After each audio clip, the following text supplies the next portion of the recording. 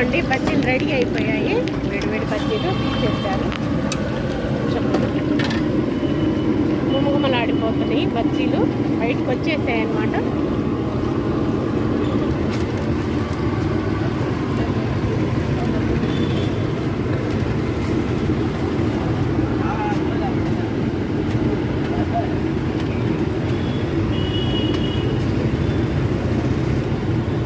సైజులు కూడా బాగా పెద్ద పెద్ద సైజులు అండి. క్వాలిటీ మెయింటైన్ చేస్తున్నారు, అలాగే క్వాంటిటీని అనమాట.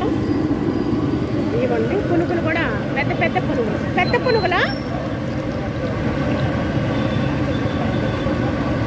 పెద్ద పునుగులు వేస్తున్నారు.